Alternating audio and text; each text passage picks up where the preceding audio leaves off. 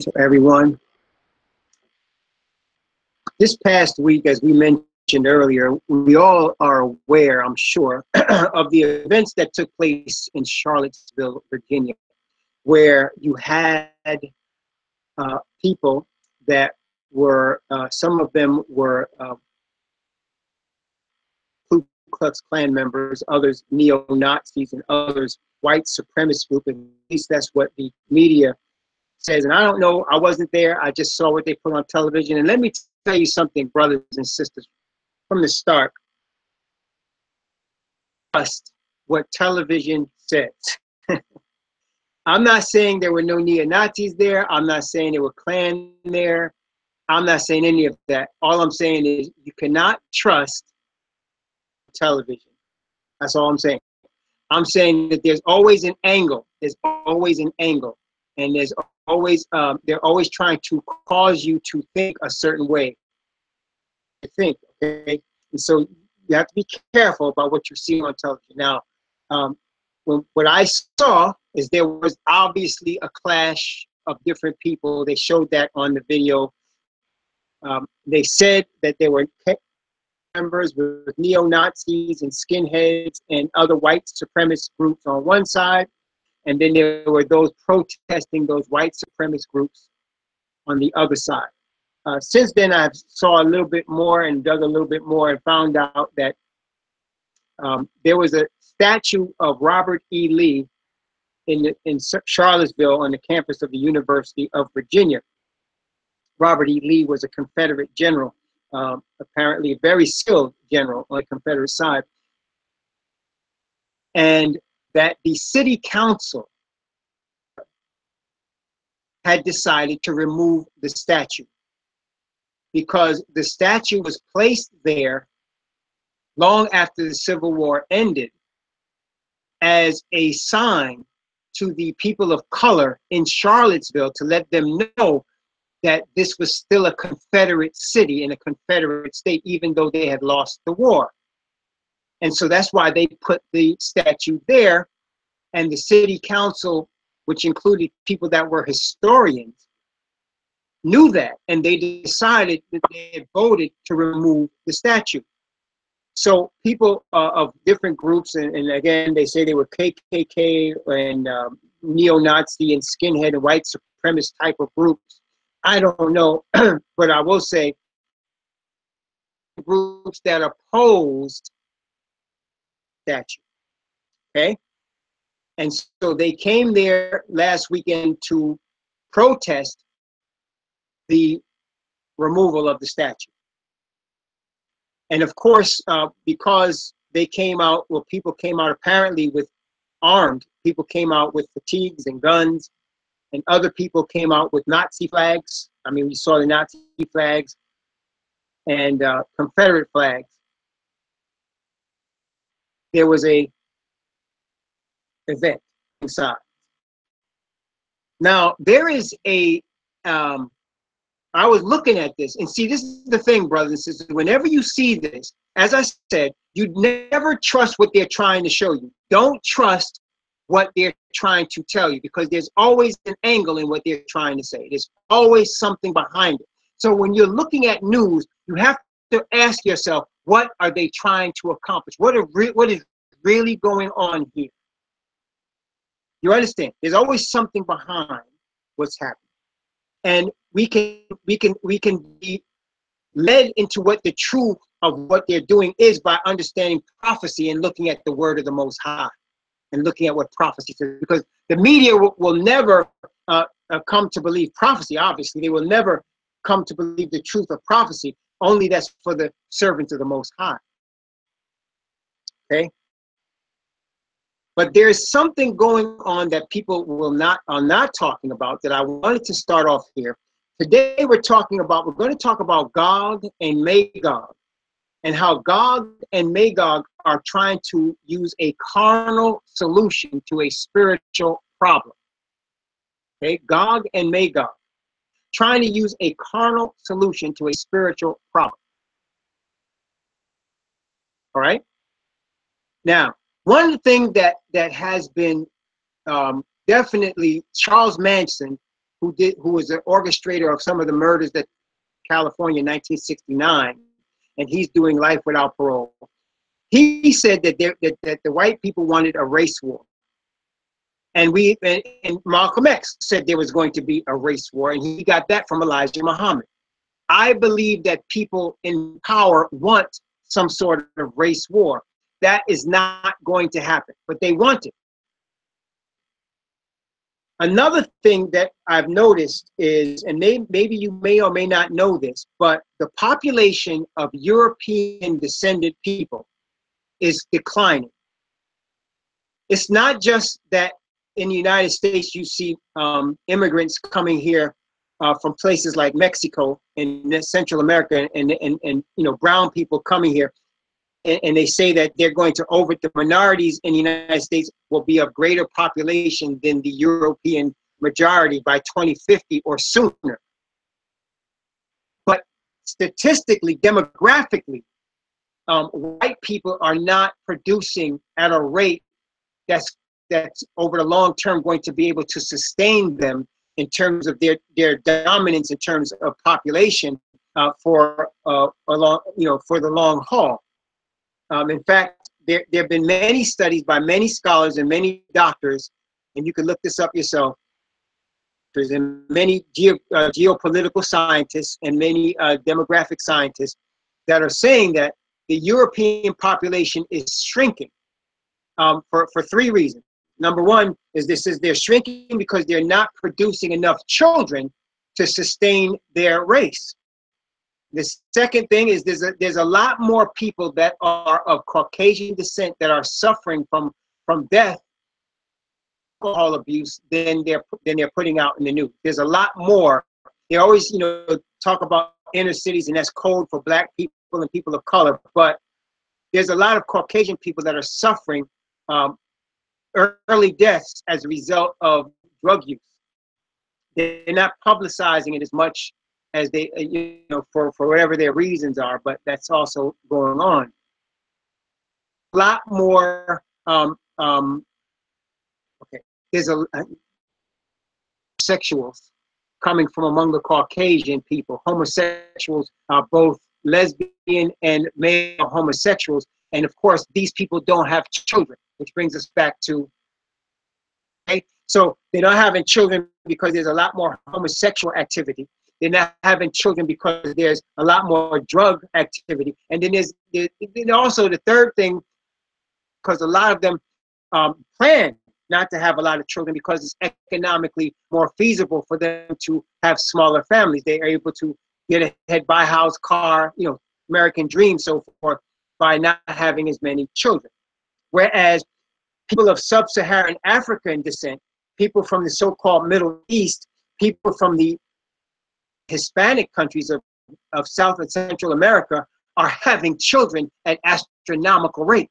They're having children many more times than Asian people. Now, this fact is known among many Caucasian, or what we call so-called white people. This fact is known. And you combine that elites, which are mostly white people, and these elites don't care about the people that are beneath them.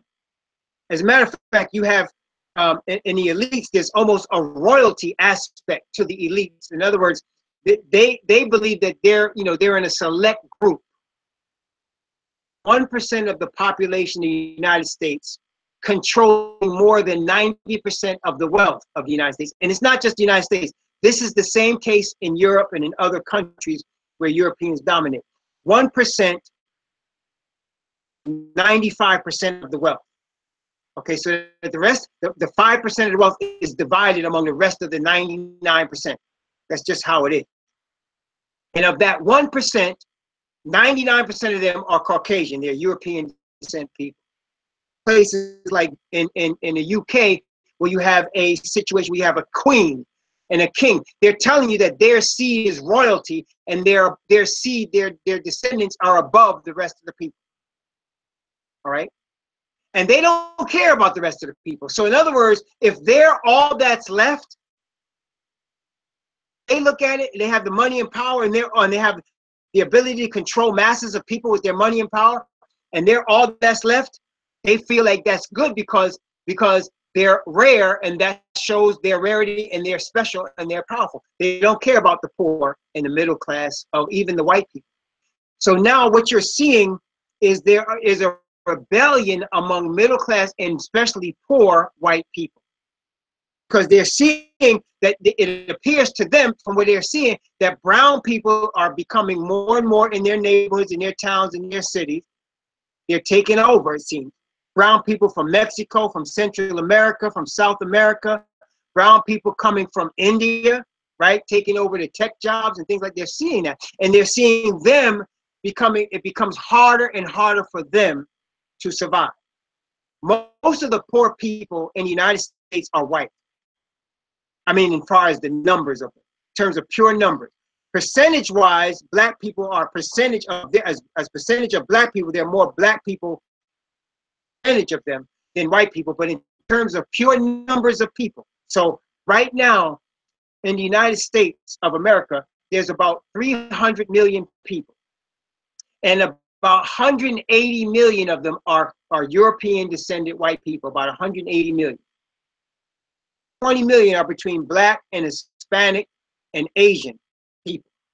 Okay, it might be more than that, like there might be 210 million versus 90 million, something to that effect. But the white people are dominant. But it used to be, they used to be much more dominant. Like in other words, there used to only be about 10% and 90% white, but it's now getting down to 70 and below 70, and it's scheduled to continue to decrease. So now you see the people are seeing this, and what the white people are doing on the ground level in their ignorance to lash out against brown people. And that's why they voted for Donald Trump, because they feel Donald Trump was telling them what they wanted to hear. In other words, let's make America great again was a code for let's bring back the dominance of the white male. And they bought into that. Understand that Donald Trump and people like him don't care about them. They don't care about them at all. But these white people are demanding that they get what they had before. See, before, they were dominant from the poorest all the way up to the richest. They were dominant, and they always had black people under them to step on. But now you have Hispanic people, Asia, and people from India that are coming here, and they're becoming professional, and they're getting educated, and they're opening businesses over where poor white people used to be. Even the work in the fields that poor white people used to make black people do, now you get people from Mexico and Jamaica that are coming here, and they'll take them jobs, and they're below minimum wage, and they'll do them jobs. And so white people in the middle and lower classes are feeling squeezed. Okay, they can see the writing on the wall, so to speak, and they can see they think it's just that there's too many immigrants. That's what you hear when you see white supremacists talk about this. They'll talk about there's too many immigrants coming here. We can't let all these immigrants in the country. And they're thinking it's because the amount of immigrants that are coming in that's the problem. But they're really ignoring, whether willfully ignoring or ignorantly ignoring, the fact that they're just not producing enough of them. There's not enough of them, white people being produced to keep up with the people of color that are being produced in the world. It's just the way it is. Look up the birth rates of Caucasian people. Look up the birth rates of people from sub-Saharan Africa and the people from Mexico, and you will see birth rates of people of color are multiple times more than the birth rate, rates of Eurocentric white people of European descent. Okay, and that's the case. Now, there are many different theories that, and I'm not an expert in this area, people that study demographic scientists, geopolitical scientists, people that study birth of people, pediatrics and all that. There are many theories as to why this is. But the fact is that there's just a declining people and an increasing number of people of color. And this is especially, again, on the middle class, the lower classes of people. This is definitely the case. And so what you're going to see And this brings me to what we're talking about today with regard to Gog and Magog. What you're going to see is you're going to see more bombings, more protests, more shootings, and more killings, because the white people that see themselves under attack, this is how they're going to react. Now, the elite are going to respond to that with overwhelming force. That's going to happen. And you're going to, unfortunately, see a lot of these people killed. A lot of these white protesters, these neo-Nazis, you're going to see a lot of them killed. And it's natural for them to act like that for a couple of reasons. It's natural, number one, because this is how their fathers took over lands. They came into the United States and they aggressively killed the Indians and took over the land. They came into Africa. They took people from Africa and brought them here and made them slaves. And then they went to South America and took people from Africa, made them slaves in what is now Brazil. And they came from Portugal, and they came from Spain, and they came from France, and they came from England. And they've been doing this for centuries. It started with Greeks under Alexander the Great. They came and they took over land and they just took it. And then after the Greeks, the Romans aggressively and ruthlessly took over the land. And we're going to read it today, that the people from the northern parts of the world are going to take over the earth in the last days. That's where we are. So they've been used to that. But what's going on now is there is an elite that is dominant on the earth, okay, of elites that control. And they control the earth through media and money and power and weaponry.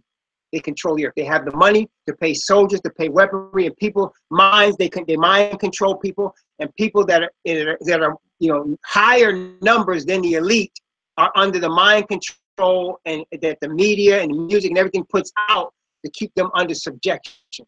Whether it be white people, black people, whoever is not elite, it doesn't matter. We're all under the same subjection. It's just that there are white people that don't realize what's going on. Okay, they don't realize what's happening to them. All right. And so the Bible gives us the picture of what's going to happen. Now, I want to start off in Genesis chapter 10. I want to start off in Genesis chapter 10. And I want to go back to the origins of all the people. Okay, so now all of us, all human beings originate from Adam. Adam is the physical father of the human race. Adam and Eve. Eve was called Eve, remember, because she's the mother of all living. Being on planet Earth, if it were possible to trace your roots, you would go back to Adam. Everybody does.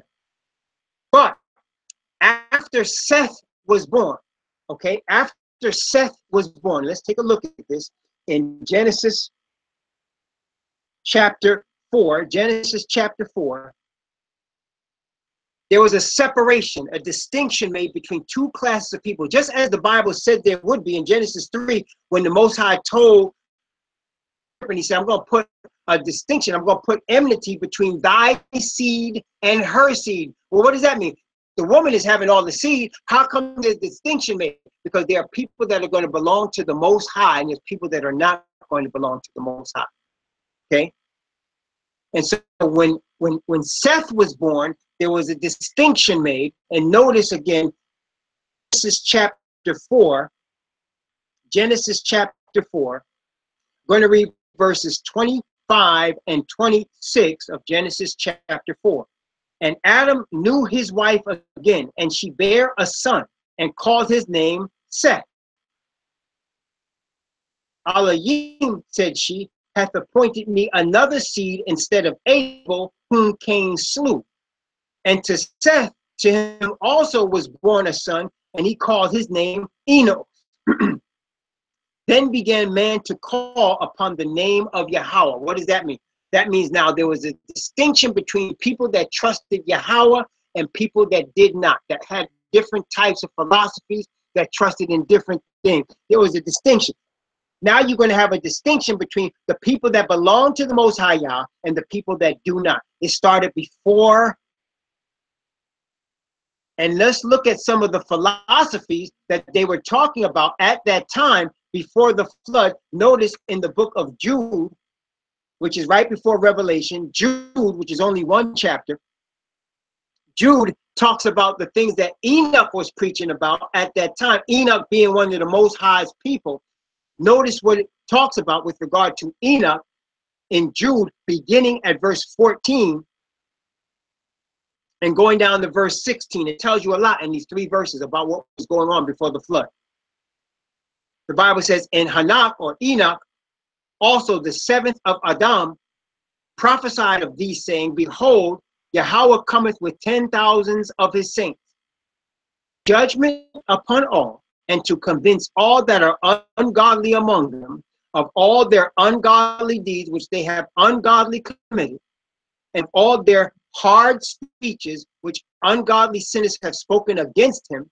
These are murmurers, complainers, walking after their own lusts, and their mouth speaking great swelling words, having men's persons in admiration because of advantage. What does that mean? So you had people that were well known, intellect, that were influential, that were controlling the minds of people and giving them hard speeches, accusing them of ungodly deeds, and speaking against the Most High, murmuring and complaining, walking after their own love, speaking great swelling words because they could persuade people. That's the same thing we're having today, is it not? The Bible says, as it was in the days of Noah, so shall it be in the coming of the Son of the Most High. So now you have a situation where you have a distinction between, you have class of people, you have people that are trusting the word of the Most High given through Adam, and you have people that are not doing that.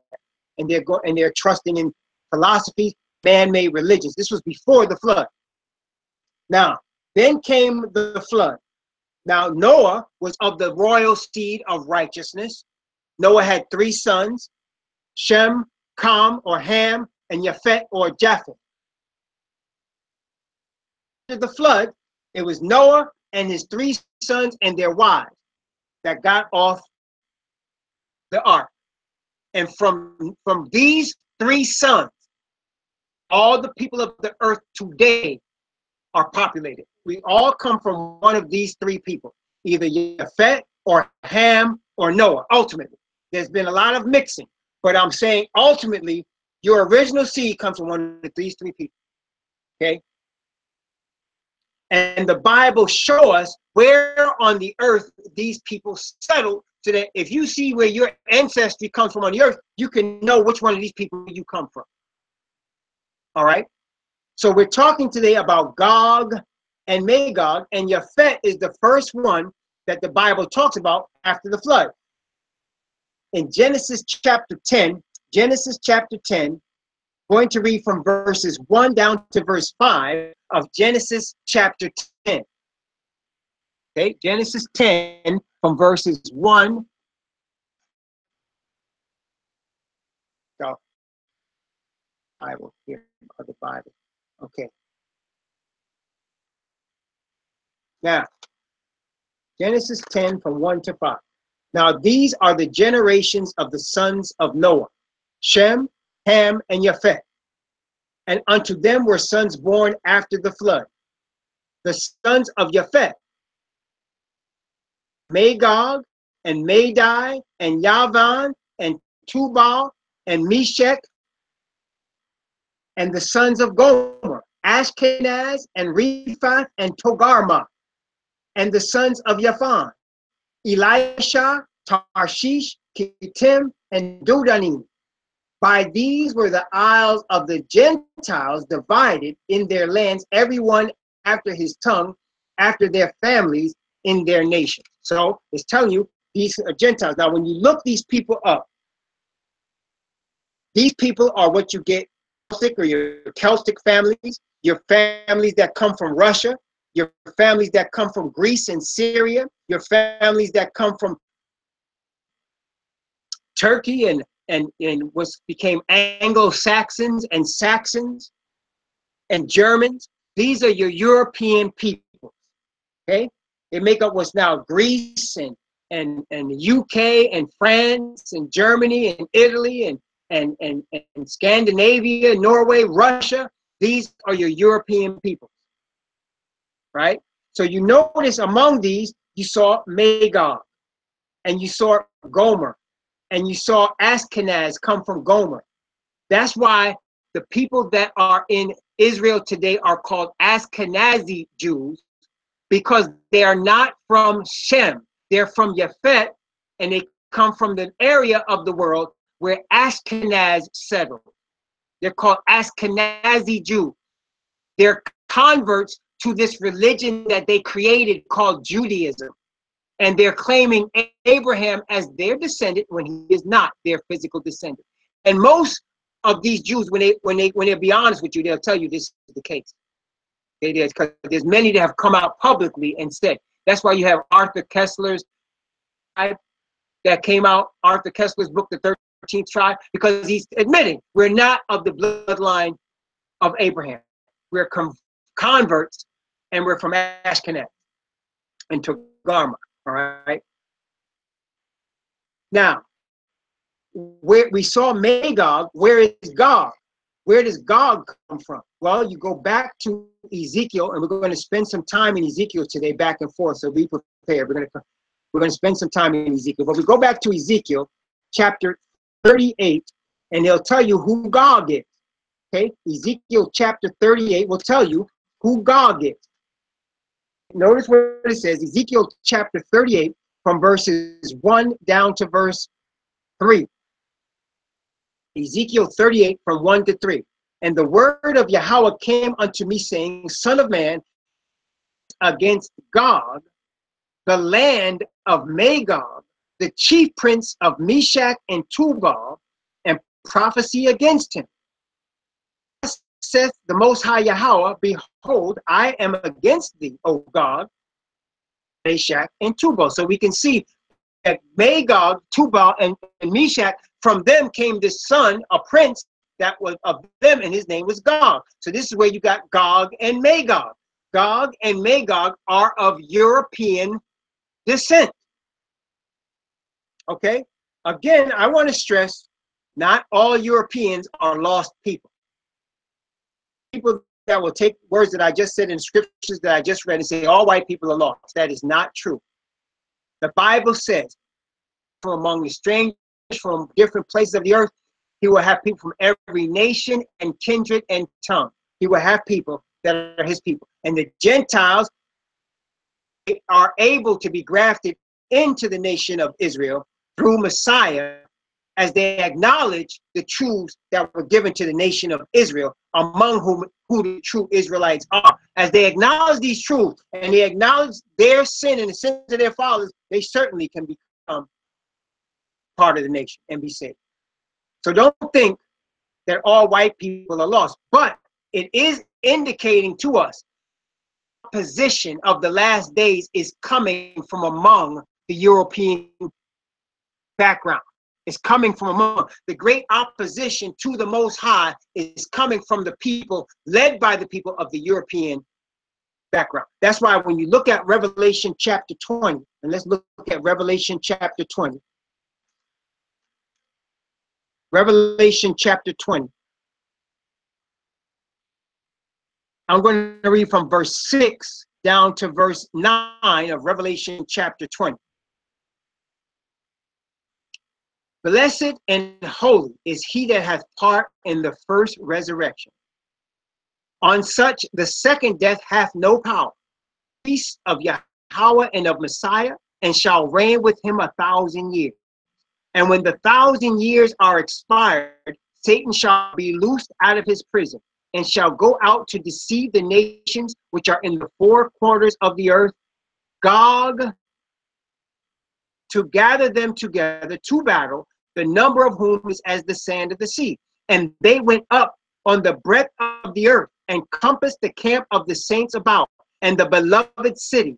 And fire came down from Yah out of heaven and devoured them. So you can see, it's not only people of European descent, but the leadership of the opposition of the Most High's government is people of European descent.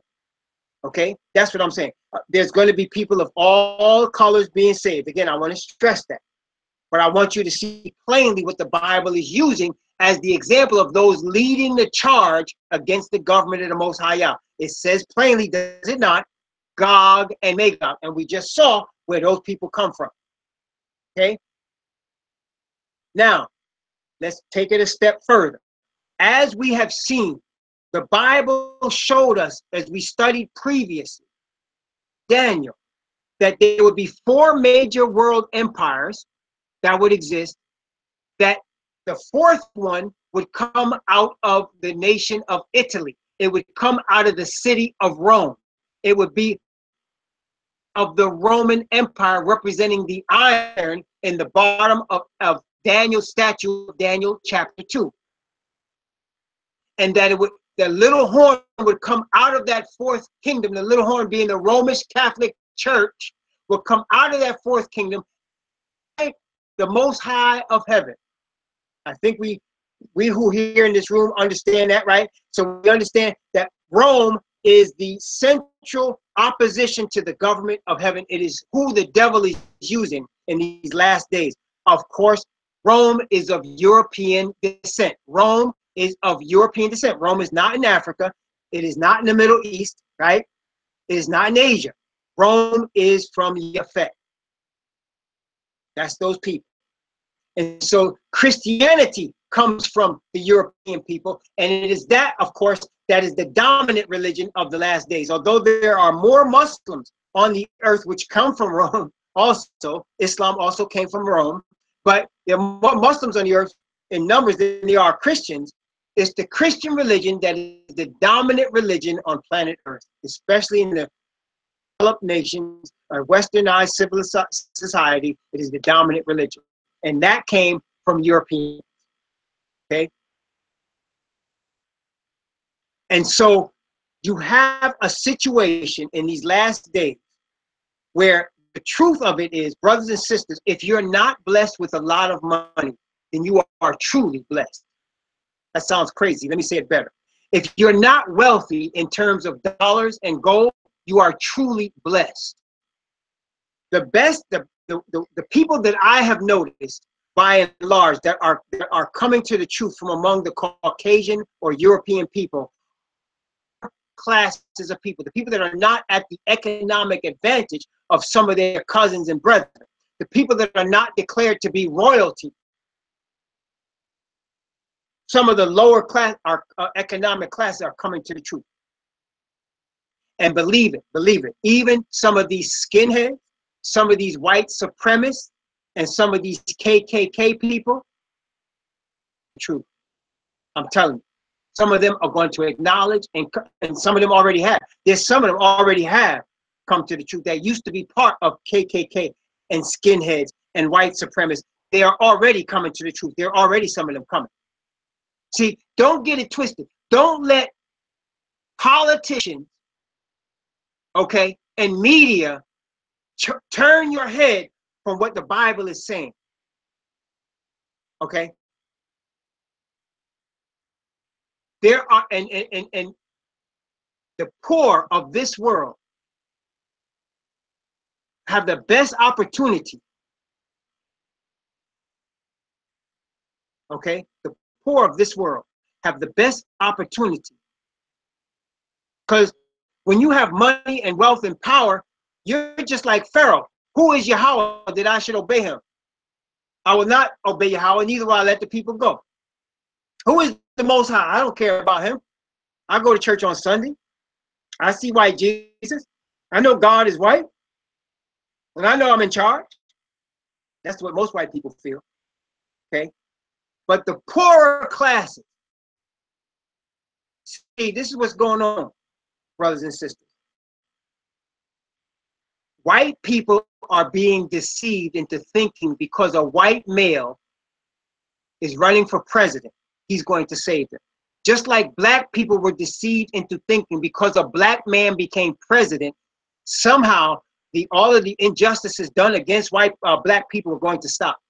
And what we saw under Barack Obama, and I'm not blaming or anything as far as Barack Obama, or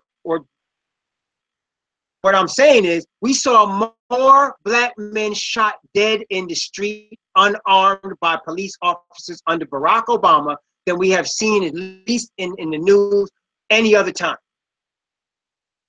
You see more black males put in jail under Barack Obama than any other time. So black people might have thought, oh, we're gonna get a fair break because a black man is in office. That wasn't the case. And now, and what happened to black people during that 8 years is what's been happening to white people during the last 100 years. They just haven't seen it. They're just too ignorant because they're trusting their white brothers. And what happens, you vote for a guy like a Trump, and you think he's gonna bring you back into dominance and economic prominence, and all he's looking for, all he cares about is how he is going to dominate you. Okay, that's all he cares about. Poorest white people, I mean, in places like West Virginia, and places like Mississippi, Alabama, where they don't unfortunately have a lot of education, and they are voting in ignorance for these white people that they think are going to bring them into problems, because really in the back of their head, they haven't gotten over the Civil War. They haven't gotten over their loss in the Civil War. White people have been holding on to this Civil War grudge for more than 100 years. That's the truth about it. That's why you still got them waving this Confederate flag. They haven't gotten over the Civil War. And they're carnal in nature, and they're looking at it from a flesh perspective. And the problem that they have is that they think they should be leading the earth. See, that's the problem they have, because among the poor, among the true Hebrew Israelites, Yah is leading the earth, not man. It's the Most High Yah. It's him that is above the circle of the earth, the Bible says. It is he that controls all things. And he's raised up the Gog and Magog powers of these last days for the same reason that he raised up Pharaoh in the first deliverance of the Israel, so that through them he's going to show forth his might and power. And he's going to overthrow them. Okay? But they don't see that because they're looking at carnal. They're looking at how their population is decreasing and how brown people are surrounding them, and they're getting all nervous about it. And they're starting to lash out at brown people and lash out people and saying, it's your fault that we're in this problem. No, it's not us. We didn't create the elite. Black people didn't create elites. Black people are not in charge of Walmart. Black people are not in charge of world banks, Federal Reserve banks. Black people don't set economic and social policy in Washington. This is elites doing that. See, they won't look and see what the real problem is. And they think by grabbing their guns and their Confederate flags, they're going to accomplish something. Accomplish anything. Because the same government that steamrolled over David Koresh in 1993 will steamroll over all these white supremacist groups. It's not even an issue. Back in 1961, when the elites were planning the takeover of the black vote and the integration, that was planned by the elites. Integration did not help black people. It was, I hate to spring it. It did not help black people. It did not. Because if it did, we wouldn't have the problem that we have today. If integration was the answer to the problems that black people are having in the United States, there would be no problem today, because we have integration, but we still have a problem. Okay. So in their planned integration move, and this is what happened. Many people don't know. Abraham Lincoln signed the Emancipation Proclamation to free the black slaves so that he would have more people to fight against the South, right? He was Republican, and he signed the Emancipation. Most of the early Ku Klux Klan members were Democrats. See, you guys got to look at some history. Most of the founders of the Ku Klux Klan and the White Knights, okay, your biggest racists. And what happened in the 60s, there was a flip where the Democrats got together and they said, listen, they stopped black people from voting because black people used to vote Republican. Republican all the time. So during the Jim Crow era, they set up laws to stop black people from voting, and they're still trying to stop them from voting with redistricting, but that's another story. So then the Democrats said, you know, instead of stopping black people from voting, we can win their vote, and this is how we're going to do it. So they got together with some rich Ashkenazis and some other people, and they created this movement of the civil rights. It was them that funded. They funded Malcolm X. I mean, not Malcolm X, excuse me. They did not fund Malcolm X. They funded Martin Luther King, Abernathy. They funded Whitney. They funded the persons of CORE. They funded all of these movements and marches and synods. They funded them in order to create the integration and win the black vote. And so today you can't see any black person that votes. They're going to vote automatically, overwhelmingly for Democrats. The same people that founded the Ku Klux Klan, they voting for them. Now the Republicans are former Democrats. Now they're flipped, and you got the Democrats that were part of the Klan, all that, they became Republicans. And this started in the 60s, okay, with Barry Goldwater running for president in 1964, and he lost to a cracker from, he lost to a white man from Texas that was involved with white supremacy, who signed the Civil Rights Act. Yeah, excuse me, I didn't mean to say that. He signed the civil rights, he signed a civil rights bill to cause black people to vote because he knew he was going to win their vote for generations.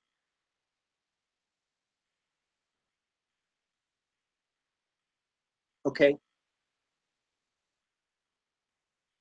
And so now the Republicans switch places.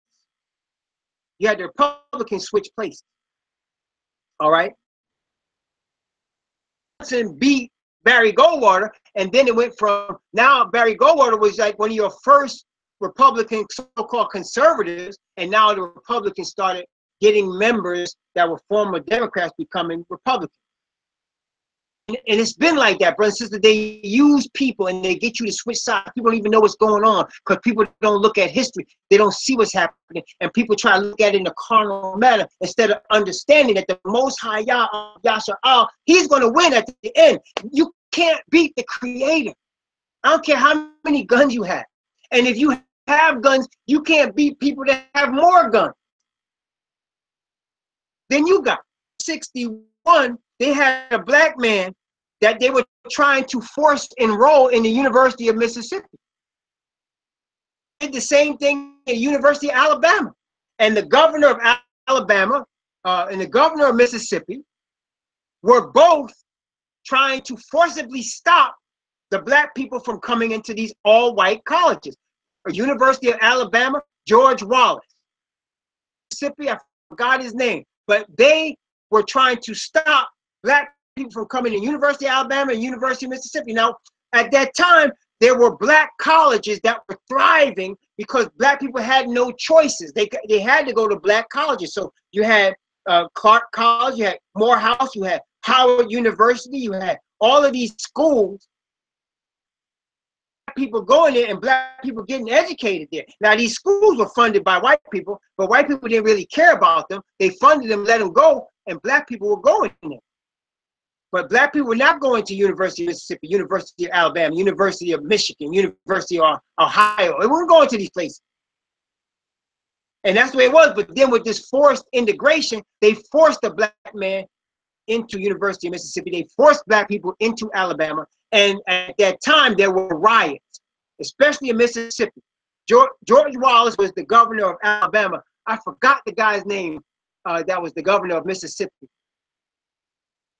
Barnett. I think his name was Barnett. I want to say his name was Barnett for governor of Mississippi. So at that time, there was a huge riot in Mississippi, at the University of Mississippi, where the white folks were by force trying to stop this black man from being able to, that was his name, Ross Barnett. He was trying to stop this black man from registering at the University of Mississippi. And the government of the United States sent federal troops into Mississippi. They steamroll all of them Confederate flag waving, white supremacists. They steamrolled them people. And they put that black man in University of Mississippi. And President Kennedy told Ross Barnett, look, you can't stop what's getting ready to happen. And Ross Barnett was like, speeches for white supremacy and white power, you gotta help me look good here, you see. So Ross Barnett knew that his people were getting ready to get killed, but because of his own political position, he acted like, you know, we're gonna stand against them, but they really got steamrolled. As a matter of fact, George Wallace stood in the very doors of the registrar's office at the University of Alabama to stop the black people, and the United States sent their troops down there. They sent the federal troops from the National Guard in Alabama and removed that man out the way, and they had them students registered. So you trying to fight the government with your guns, it ain't gonna work. They got more guns than you. They got more bombs than you. I'm talking to you skinheads, you Confederates, you white people out here, because you were once the majority, or you're the majority in the United States, that's how you're gonna maintain. It's not gonna happen. Okay? It's not gonna happen. They got more guns than you. Okay? And they don't care that your population is shrinking. They don't care. There it is. There it is. That's it. That's it. So they don't care. So most people don't understand it, and they're being fooled by these politicians with white faces, thinking that they're helping you. They're not helping you. They're only helping them and their elite buddies. That's all. Gog and Magog is going to go down. It's going to happen, brothers and sisters. The Caucasian dominance is going to end. The Caucasian dominance on planet Earth, do you know that prior to the Greeks starting the 2,000-year-old Caucasian dominance on planet Earth, before that, people of color. Nebuchadnezzar was a black man. And his nation, Babylon, and the Egyptians, black people, they dominated the planet Earth for about 2,000 years. And their dominance ended. Just so, the dominance of the European is going to end. The Most High Yah is going to bring his kingdom. He's going to bring his kingdom into prominence. The kingdom of Messiah. And he's not a white man. He's a man of color. But right now, that's not the point. The point is you need to follow the truth of the word and understand what's really happening. And those of us that are of people of color, and those of us that are grafted in Caucasians into the nation of Israel, don't take your eye off the ball and get caught up in these politics. Don't take your eye off the ball and get caught up in these skinheads. Don't worry about them. That's not your fight. The fight is over righteousness. The battle has been decided, brothers and sisters. Messiah is going to take over. Messiah is going to take over. Notice what it says. In Ezekiel chapter 37, we see a valley full of bones, right? Valley full of bones. We're going to skip around a bit in Ezekiel 37 and 38. But I want to read a good amount of this so that you can see what's happening. Because what's going on here in Ezekiel 37 and 38 right now on planet Earth, and what's about to happen on planet Earth. Just like all prophecy, it's past, present, and future. Okay? Y'all understand? It's past. What you see here in Ezekiel 37 and 38 and 39 is what has happened, what is happening, and what is going to happen in the near future. Okay? And this is also Revelation chapter 19 and 20. The same thing. What we're reading here is Revelation also 19 and 20. It's the same thing. We're reading Ezekiel 37, 38, but it's Revelation 19 and 20 as well. As it always is. See, so Revelation is always telling what the prophets have been prophesying about. Always telling you. Let's look at 37 from verse 1. From verse 1 down to verse 7. The hand of Yahweh was upon me, says the prophet, and carried me out in the spirit of Yahweh and set me down in the midst of a valley which was full of bones. To pass by them round about, and behold, there were very many in the open valley, and lo, they were very dry. And he said unto me, Son of man, can these bones live? And I answered, O most high Yahweh, thou knowest. Again he said unto me, prophesy upon these bones, and say unto them, hear the word of Yahweh. Thus said the Most High Yahweh unto these bones, behold, I will cause breath to enter into you, and I will lay sinews upon you, and bring you up flesh upon you, and bring up flesh upon you, and cover you with skin, and put breath in you, and ye shall live, and ye shall know that I am Yahweh. So I prophesied as I was commanded, and as I prophesied, there was a noise, and behold, a shaking, and bone came together with bone. So he saw a valley full of bone. Represent. Let's go down to verse 11. From verse 11 down to verse 14. Chapter 37, from verse 11 to verse 14. I said we're going to skip around a bit just for the sake of time. Notice what it said. Then he said unto me, Son of man, these bones are the whole house of Yashar.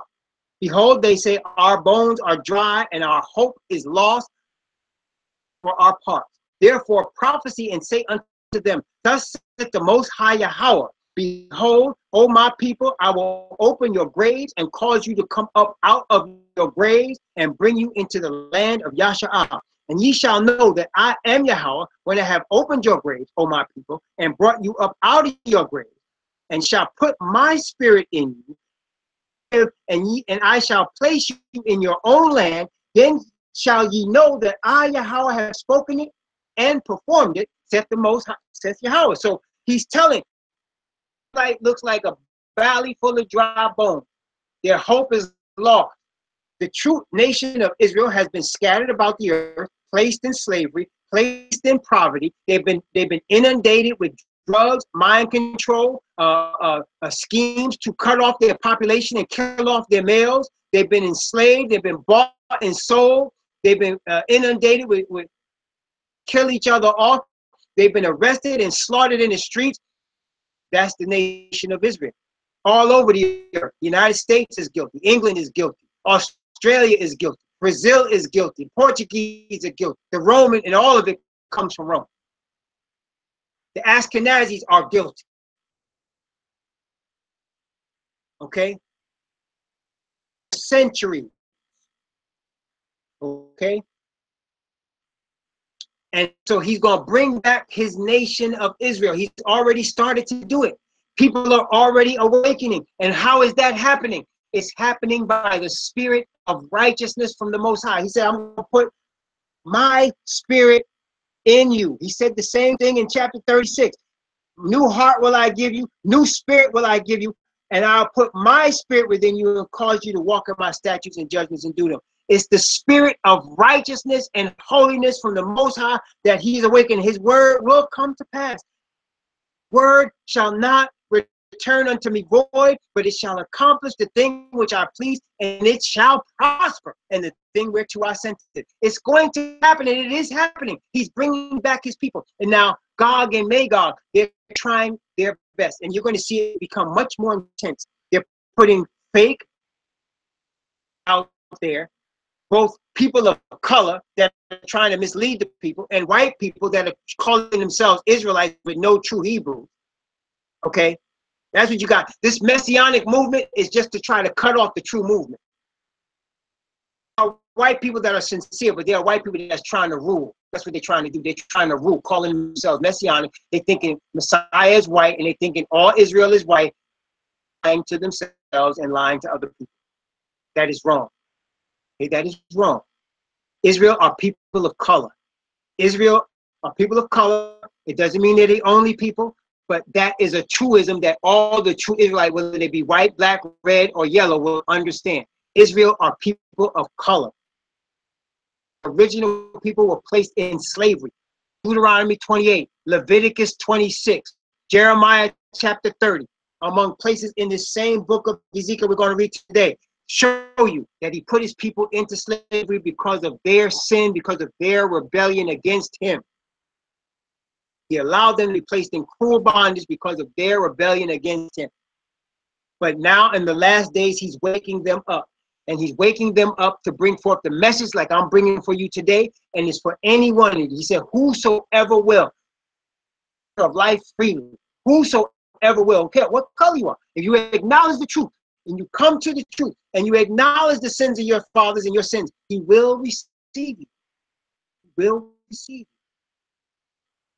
Praise the Most High Yah. But he's going to bring forth his people. And now, as we're going to skip over some sections that show us, not only he bringing the nation, but he's bringing the children of Ephraim, the northern kingdom, with the children of Yahudah or Judah, the southern kingdom. He's going to bring them back together and make them one kingdom again,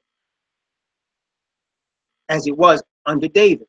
See, David is not only literal man that was king of Israel, his seed is represented. When you see David as king in prophecy, he's talking about Messiah, because Messiah is the root and offspring of David. So when you see, they call Messiah, when he was walking the earth, they would say, have mercy on me, thou son of David. Do you remember that? It said that in the gospel. Have mercy on me, thou son of David. David eternally through Messiah. So let's look at it. Ezekiel chapter 37. We're going to start at verse 21. Ezekiel chapter 37. And say unto them, I will say unto them, thus saith the Most High Yahweh, take the children of Yasha'al from among the heathen, whither they be gone, and will gather them on every side and bring them into their own land. And I will make them one nation in the land upon the mountains of Yasha'al, and one king shall be king to them all. And they shall be no more two nations. There's no more southern and northern kingdom. Neither shall they be divided into two kingdoms anymore at all. Neither shall they defile themselves anymore with their idols, nor with their detestable things, nor with any of their transgressions. But I will save them out of all their dwelling places wherein they have sinned, and will cleanse them. So shall they be my people, and I will be their Elohim. And David, my servant, David, my servant, shall be king over them. And they all shall have one shepherd. And they shall also walk in my judgments and observe my statutes and do them. And they shall dwell in the land I have given unto Yaakov my servant, wherein your fathers have dwelt. And they shall dwell therein, even they and their children and their children's children and their children's children forever. And my servant David shall be their prince forever. Moreover, I will make a covenant of peace with them. It shall be an everlasting covenant with them, and multiply them, and will set my sanctuary in the midst of them forevermore. My tabernacle also shall be with them. Yea, I will be their Elohim, and they shall be my people. And the heathen shall know that I, Yahweh, do sanctify Yasha'al, shall be in the midst of them forevermore. See, so he's talking about, that is Ezekiel chapter 37 from verses 21 to 28. That's Ezekiel 37. Ezekiel 37. You could print it out. It's okay. People can still see it. It's Ezekiel 37 from verse 21 to 28. So he's saying he's going to gather his people, Israel. Notice, he's not talking about Baptists. He's not talking about Pentecostals. He's not talking about Catholics. He's not talking about Muslims. He's not talking about Judaizers. He's not talking about SDAs. He said his nation, his people, Israel. That's who he's gathered. He's only chosen but one people, brothers and sisters. He's only chosen but one. From Genesis to Revelation, even in Genesis, he's only talking about the seed of Abraham. He's only talking about the seed of Abraham, which is the nation of Israel. That's his chosen people. And he said, the heathen shall know that I, Yahweh, do sanctify or set apart the nation of Israel. How are they going to know it, brothers and sisters? When the 144,000 receive the spirit of the Most High Yah upon them, and they begin to do miracles, and they begin to walk on water, and they begin to be fed without man feeding them, the Most High providing for them. When they begin to outrun cars, and they begin to do exploits that they're going to do, going on. And when them plagues begin to fall, they're going to know that the Most High has set apart and sanctified Israel. Just as he told Pharaoh, he said the first 3 plagues came on the whole land. But he said now the last 7 plagues, no coincidence, the 7 last plagues in Egypt by Israel that you're going to see, there's going to be a difference between my people and your people. Okay? My people and your people. Sorry if I confused you. But yeah, Ezekiel 37.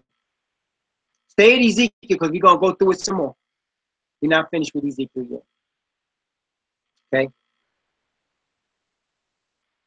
So he's going to, so now he said the heathen shall not. Who the heathen? The heathen are represented just as his nation is represented as the nation of Israel, which means bloodline Abraham's seed and grafted in Gog and Magog. People that were from European descent, of color, people that are from Japhet, people of different face, different colors, yellow people, brown people, jet black people, tan people, and white people. The nation of Israel, with the original Israelite people of the seed of Abraham. You're going to have people that are of European descent leading the last day charge against the truth of the Most High, starting with the church. It is a European founded church by European white males, and Christianity was founded by white males for the benefit of white males.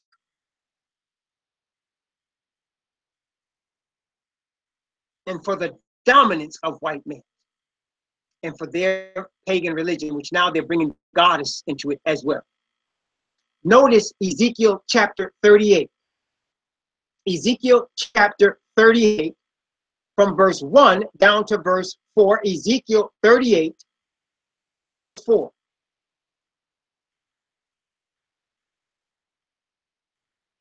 And the word of Yahweh came unto me, saying, Son of man. See, he has already told you what's getting ready to happen with Israel, but now he's getting ready to tell you what's getting ready to happen with the heathen.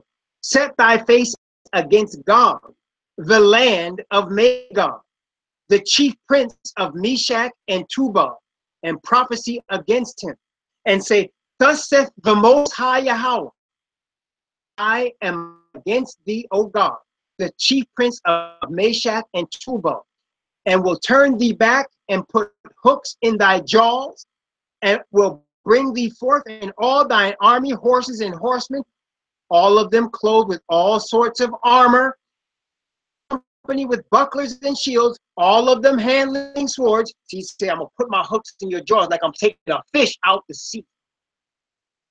And I'm going to take you, and I'm against you, the Most High is saying. I'm against you because you're trusting in your armor, your great company, shields and swords, all your armies and your power and your earthly glory. You're trusting in that. Brothers and sisters, let me tell you, the fight against flesh is not ours. We don't wrestle with flesh and blood. Our fight is not carnal, it's spiritual. Our weapons of our warfare are not carnal. We don't need guns and 9mm and AK-47. We don't need that. We need the righteousness of the Most High Yah. We need his wisdom. We need his power. With his power and wisdom, we'll walk through darkness with his light with us. We'll walk through bullets with his light with us. Brothers and sisters, we can walk out of chains. Look at what happened with Peter. He was chained up with 16 guards and he walked out and they didn't even see him. Brothers and sisters, the Apostle John, the book, Fox's Book of Martyrs, it reports how they tried to poison Carnal, gave him a chalice of poison to drink. He drank it and had no effect. When that didn't kill him, they condemned him to death and threw him in a pot of oil. You know what boiling oil does? You know when you frying something and you put it in boiling oil, they put Brother Carnal, the Revelator, in the pot of boiling oil, and it had no effect on him at all. Finally, they threw that brother on the Isle of Patmos to get rid of him. So brothers and sisters, don't think you're going to trust in carnal weapons. Trust in the Most High Yah and his word and his spirit alone. Gog and Magog is finished. Babylon. In Revelation, it's Gog and Magog. They make up the leadership of Babylon. The Roman church is the leader of Babylon, which is the leader of Gog and Magog. A European-led union of people from around the earth. Notice again, verse 5, Ezekiel chapter 38, from verse 5. From verse 5, we'll read down to verse 9. Notice what it said. Persia, Ethiopia, all of them with shield and helmet. Gomer and all his bands, the house of Tergama, we know where they come from, of the north quarters, and all his bands, and many people with thee. And prepare for thyself, thou and all thy company that are assembled unto thee, and be thou a guard unto them. After many days thou shalt be visited. In the latter years, this is where we live, in the latter years thou shalt come into the land that is brought back from the sword, and is gathered out of many people, against the mountains of Yasha'al, which have been always waste. But it is brought forth out of the nations, and they shall dwell safely, all of them. Thou shalt ascend and come like a storm. Talking about the peoples of the north. And thou shalt be like a cloud to cover the land, thou and all thy bands with thee. You see, isn't that the case? Isn't that what has happened? Did not the peoples come from the north, out of Europe, and take over the whole planet Earth? Did not the English come and take over, came over and made colonization in the Jamaica and in different islands in Trinidad and Tobago? They named those nations and made slaves there. The black majority that are there now, they were under the control of the English. The English went down into India and took over India and had billion people, multitude more than them, under their control. They went out and they put opium into Asia and took over Asia. And Kai-shek and them came with the communism and took it back. Then you had the Portuguese taking slaves from Western Africa and bringing them into what is now Brazil and taking over that land. You had the Spanish taking over what is now Dominican Republic, what is now Central America, what is now Mexico, what is now the eastern part of South America, taking slaves and taking over the land. They all came out of Europe. Those Spanish-speaking people came out of Spain. They came, French-speaking people that you get in Cote d'Ivoire or Ivory Coast, Angola, in western side of Africa, out of Cameroon, out of Senegal. These are from French colonies. They took over. The French came down from Europe and took over. That's Bible being, prophecy being fulfilled. Egypt, they came out of the north, from Russia, from Eastern Europe, and from Germany, and they took over the Middle East and claimed the land of Israel as theirs and kicked out the heathen that was there, the Palestinians. Kicked them out. It's prophecy being fulfilled. And the Most High is saying, get ready, get yourselves ready. And as you want, get yourselves ready, because it's coming.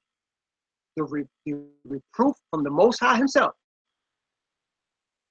Nothing that nobody could do to stop it. Either you're going to be with it or you're not. It's as simple as that, brothers and sisters. Get ready, because it's coming. He said, thou is coming and descended like a storm. Many people with thee. You even had people working with you from North Africa, Ethiopians, Libyans, these Hamites working with you. But it's led by the Europeans. Let's continue. Ezekiel chapter 38. And notice what they said. This is the Ezekiel, this is what the European man did when he came out the north and took over all land. From verse 10 down to verse 14. Notice what it says, Ezekiel 38. And again, this is Revelation 19 and 20. We're not going to read today because you're going to get the picture. But you know, chapter 39, you're going to see. You read chapter 39 when you get a chance, you'll see what happened. Okay, let's look at this from verse 10 down to verse 14. Thus saith the Most High Yahweh, it shall also come to pass that at that same time shall things come into thy mind. This is what the European man was thinking. And thou shalt think an evil thought. I will go up to the land of unwalled villages.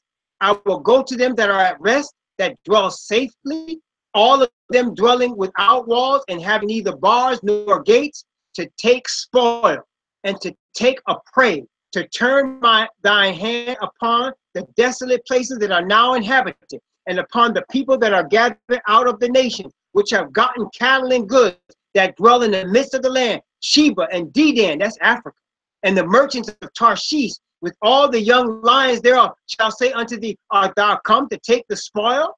Hast thou gathered thy company to take a prey, to take away silver and gold and goods, to take great spoil? Therefore, son of man, prophesy and say unto God, thus saith the Most High Yahweh, in that day when my people Yasha'al dwelleth safely, shalt thou not know it? See, they came out of Europe, they took over, they then went down to South Africa, took the diamonds, took over the diamond mine. That's where all your diamonds coming from, South Africa and Ghana. Took over. Europeans that went down there with their corporation and took over. Gold, silver, platinum. They took all the stuff that you need out of the earth to make a cell phone. They took all the stuff out of the nation. They needed copper. They went down in South America to Peru. They put up a puppet government, killed Pinochet, and used Pinochet to kill the government and put Pinochet in power in Peru and took over. I mean, Chile, not Peru. Chile, and took over. And took, because they wanted the copper. They wanted the copper. That's the only reason they did it, because they wanted the copper. Okay? And so they've been taking over the earth. They've been marching all over it, walking up and down in it, as Satan said to Messiah, coming up and down the earth, walking up and down in it. And they're not going to just turn that off. That's why any of the white people, the Caucasians that come to this truth, is you should praise the Most High, because it is not of your mind, is of the Spirit of the Most High that called you. You have to praise him, because most of the people that are of European descent are carnal, and they want to take over by force because they're used to doing it. For 2,000 years, they've been doing it. If the Most High has called you into his truth, he's called you into the nation of Israel, and you have been grafted in, and you have received the truth, praise his holy name. Praise him. Praise him, because it's a miracle. It's a miracle. It's a miracle of salvation that he's doing. And there's going to be more of them. Like I said, you're going to get more of these that are among the KKK, that are among the skinheads that are coming out of white supremacy. They're going to come out of these trashy places, and they're going to receive the truth. They're going to receive it, and they're going to be on the Most High side. I'm telling you. Why? That's why you don't get scared when you see people with Confederate flags. Those flags can't hurt you. Nazis were in Germany. They're not going to rise in the United States. That's all a front, brothers and sisters. It's not going to happen. Okay? It's a front. As a matter of fact, what has been reported in Charlottesville, Virginia, is that all them protesters, none of them come from Charlottesville. None of them came from Charlottesville. They came from outside, and they were set up. Somebody funded them and sent them and put them in there, outside group. Same in Seattle, same in other places where it's happening. Happened in Seattle, Washington, too, the same week, and other places as well. Don't get caught up in it. It's a trap. Man, trust in the Most High Yah, be under the shadow of the wings of the Almighty. Praise the Most High. He is going to help us. Praise the Most High Yah. Gog and Magog will take and are taking over the land physically. Everybody's land. They're going in and taking. See, I say, I'm going to take the prey. I'm going to take the spoil. I'm going to go into lands that were not walled. In other words, people that were not fighting with them, they came and they smiled in their face and they took over their land. But it's going to come to an end. It's going to come to an end. Okay? And he also here, as we're going to continue reading in Ezekiel 38, he's going to prophesy of how the European man is going to come into the land of Israel and take over. We already see that happened in 1945 with the United Nations declaring Israel a sovereign state, and now pushing and funding the takeover of that land by these European people as Ashkenazis. Okay, notice again, Ezekiel chapter 38 from verses 15 down to verse 19. Actually, from verse 15 down to verse 18. Okay, stop at verse 18 for now. Notice what it says. And thou shalt, talk about Gog and Magog, and thou shalt come from thy place out of the north parts, or north, and thou and many people with thee, all of them riding upon horses, a great company and a mighty army. You see, is in case you didn't get it before, he's telling you where these people come from. And thou shalt come up against my people Yasha'al to cover the land, and it shall be in the latter days, and I will bring thee against my land, that the heathen may know me, when I shall be sanctified in thee, O God, before their eyes. Thus saith the Most High Yahweh, art thou he of whom I have spoken in old time by my servants the prophets of Yasha'al, which prophesied in those days many years that I would bring thee against them? And it shall come to pass at that same time, when God shall come against the land of Yasha'al, saith the Most High Yahweh, that my fury shall come up in my face. Wait a minute. See, you think, people think because these so-called Ashkenazis at that so-called Wailing Wall, that they got some blessing. Wait, the fury is getting ready to come up. When the fury comes up, it's over. It's going to come up after the 144,000 are sealed. After the 144,000 are sealed, and give the final warning message to the four corners of the earth. They are also scattered. See, don't look for 144,000 people in one place. They're going to be scattered throughout the earth. You're going to be 2 or 3 of them here, 2 or 3 or 1 of them there, 5 of them here, and they're going to be coming out, and they're going to be preaching this word on the street level with power that cannot be ignored, because it's from the Most High Yah himself. And the spirit is going to be of such power and magnitude, no television station can duplicate it. So the magicians are going to try to duplicate it. So the magicians, like they did in Egypt, are going to try to duplicate it. No, they're not going to be able to. With power, and they're going to give a warning message, and when that message is completed, and part of that warning message is Babylon is fallen from the habitation of devil, and the whole of every foul spirit, and the cage of every unclean and hateful bird. If any man worship the beast and his image, and receive his mark in his hand or in his forehead, the same shall drink of the wine of the wrath of Yahweh, which is poured without mixture into the cup of his indignation. Okay, that's the message. And when that message is completed, and you're going to know it's completed. When is it going to be completed? When the plagues begin to fall, the message is complete. When the plagues begin to fall and people are scrambling, the elite will be scrambling, because their money and their corporations and their political power will not be able to stop the plagues. They cannot control them. And then Satan is going to appear as the Messiah. Revelation 16, 6th plague. He's going to appear as the Messiah. That is the dragon. The unclean spirit coming out of the mouth of the dragon is Satan appearing as Messiah and trying to gather together the people. But he's gathering them together, thinking he's going to unify them to destroy the 144,000 and those with them because of the plague. And they're going to set a date to destroy and kill the 144,000 and those with them, just as a date in Persia to kill all the Yahudim. Remember, he set a date in the month of Adar to kill the Yahudim. But that was the date of their deliverance. Just so, it's going to be the date of Israel deliverance when they set that date of our death, our deliverance. See, we're going to know the date, the time, the hour, everything. It's going to be revealed to us as it comes along. We already know it's going to be at the time of the Feast of Tabernacles. We know that. That means the return of Messiah is going to be in the autumn. It's going to happen in the autumn. It's going to happen in the autumn in the United States. It might be spring in Australia, but it's going to happen at that time. Okay? It's going to happen at that time. And we know it's going to be at midnight. And we know it's going to be at the date of the Feast of Tabernacles. We don't know what year yet. He's going to show us. But they're going to reveal to us as these plagues fall on them, fury is going to come up in his nostril. And Yah is going to bring fury. The plagues represent his fury on the earth, on the heathen.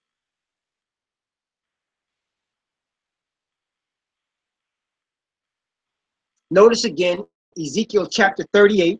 Ezekiel chapter 38. Let's start at verse 18 and go down to verse 23. Ezekiel chapter 38 from verse 18 to verse 23. And it shall come to pass at the same time when God shall come against the land of Yasha'ah, said the Most High Yahweh, that my fury shall come up in my face. For in my jealousy and in the fire of my wrath have I spoken. Surely in that day there shall be a great shaking in the land of Yasha'ah, so that the fishes of the sea and the fowls of the heaven and the beasts of the field and all creeping things that creep upon the earth and all the men that are upon the face of the earth shall shake at my presence. And the mountains shall be thrown down, and the steep places shall fall, and every wall shall fall to the ground. And I will call for a sword against him throughout all my mountains, said the Most High Yahweh. Every man's sword shall be against his brother, and I will plead against him with pestilence and with blood, and I will rain upon him and upon his bands and upon the many people that are with him, and overflowing rain and great hailstones. Thus will I magnify myself and sanctify myself, and I will be known in the eyes of many nations, and they shall know that I am Yahweh. Praise the Most High Yah. That is the seventh plague that you just saw right there. That's the seventh plague. Turn of Yahweh Shah and Messiah and Yahweh, his father, to the people, his people. And they're going to destroy this earth and those left in it and them that are following God and Magog. They're going to be destroyed. It's going to appear, and it must appear. God and Magog are in charge. They have all power, all money. They control media. They control the minds of people. They seem to be taking over everything. They control all the religion. Minds of the true nation of Israel who are not part of their religious system. They're not part of any of these denominations, any of these religions. They follow the Most High's word and his word alone. They follow Messiah as the only Messiah, the Hebrew Messiah, him alone. They're part of the nation of Israel. They're not following man. They understand that these brothers that came off the chains of these slave ships, Israel, and from whatever color they are, people come and gather with them. Hallelujah. The true hallelujah. They're coming. And they're not going to have a lot of money. They're not going to have no prestige, no money. It's earthly power. But the Spirit of the Most High is working upon them, preparing them for the seal. The last seal is going to come upon them. And then he's going to pour his Spirit on them. And they're going to prophesy with power. With power. They're going to see visions and dreams, and things are going to happen. People are going to be sick. People are going to be healed. Outrun cars. People are going to walk on water. Happen. They're going to have no earthly support, but yet they're going to thrive. It's coming. His fury, his Spirit is coming upon his people. At the same time, the enemy, Asatan, is securing his Spirit upon the deceived masses. In their synagogues, in their mosques, he's securing his Spirit upon them, controlling them with his media, controlling them with his money, controlling them with his earthly promises of glory on earth. He's controlling them. And they're being deceived.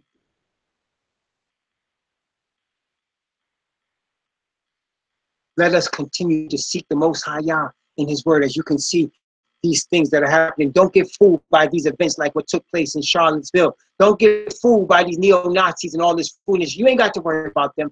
Put your hands in the Most High Yah's hands. Put yourself in him, under his wing. Trust in his Spirit of righteousness and his Spirit of wisdom and his Spirit of knowledge and understanding. He will guide you in the way you should go. Never mind joining these groups.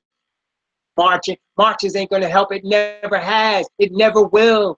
Marches are about revolutions. Revolutions have come and gone on planet Earth. It's never benefited the masses.